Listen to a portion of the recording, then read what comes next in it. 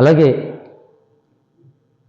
ఇంతవరకు ఆంధ్రప్రదేశ్ రాష్ట్రంలో ఆంధ్రప్రదేశ్ రాష్ట్రం వచ్చు ఉమ్మడి రాష్ట్రమైన మనకు ఉమ్మడి రాష్ట్రం ఉన్నప్పుడు కూడా కాపు సామాజిక వర్గానికి సరైన నాయకత్వం వహించే నాయకుడు లేక గతంలో వంగవీటి మోహన్ రంగా గారు ఆయన అంటే ఒక కాపు జాతికి కాకుండా అన్ని వర్గాలకు అవి ఎస్సీ ఎస్టీ సంబంధించిన అన్ని సామాజిక వర్గాలకు బీసీ సామాజిక వర్గానికి కాపు సామాజిక వర్గానికి అన్ని వర్గాలకు కూడా నాయకత్వం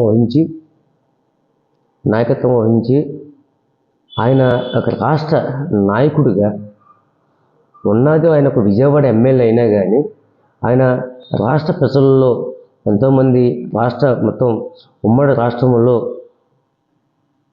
అన్ని వర్గాల్లో కూడా ఆయన ఒక ప్రేమని నింపుకున్న వ్యక్తి వంగవీటి మోహన్ రంగా గారు.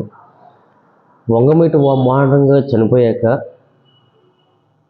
అటు కాపులకు కానీ ఇటు దళిత సామాజిక వర్గానికి కానీ సరైన నాయకుడు లేరు. ఉన్న వాళ్ళందరూ ఏదో ఒక పార్టీకో ఏదో ఒక నాయకుడికో వేరే ఒక సామాజిక వర్గానికి పనిచేసే వ్యక్తులే తప్ప నేను మీకోసం నిలబడతాను, మీరు నాకు అండగా నిలబడండి అన్న నాయకుడు ఇప్పటిదాకా రాలే. ఈరోజు గౌరవనీయులు పవన్ కళ్యాణ్ గారు జనసేన పార్టీ పెట్టి ఆంధ్రప్రదేశ్ రాష్ట్రంలో ఆంధ్రప్రదేశ్ ప్రజలు పడుతున్న ఇబ్బందుల మీద, బాధల మీద, వారు అనుభవిస్తున్న పేదరికం మీద ఆయన ఉద్యమాలు చేస్తూ వచ్చారు. దాంట్లో మరి ముఖ్యంగా నష్టపోయింది ఎవరు?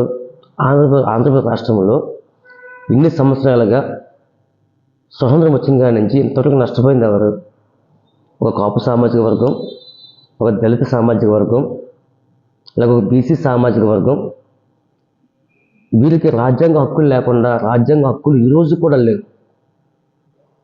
పదవులు ఇస్తారు, పదవులు ఉంటాయి, ఒక ఎమ్మెల్యేనో ఎంపీనో పదవి ఇస్తారు, కానీ పవర్ వీళ్ళ చేతుల్లో ఉండదు. పవర్ వేరే వాళ్ళు పెత్తనం చేస్తారు. దీని మీద ఆంధ్రప్రదేశ్ రాష్ట్ర ముఖసూత్రాన్ని మార్చాలి. ఆంధ్రప్రదేశ్ రాష్ట్ర ప్రజలు అన్ని సామాజిక వర్గాలు కూడా రాజ్యాంగమైన హక్కులు సంపాదించుకోవాలి అన్న ఒక ముఖ్య ఉద్దేశంతోనే ఆయన రాజకీయాల్లోకి వచ్చారు.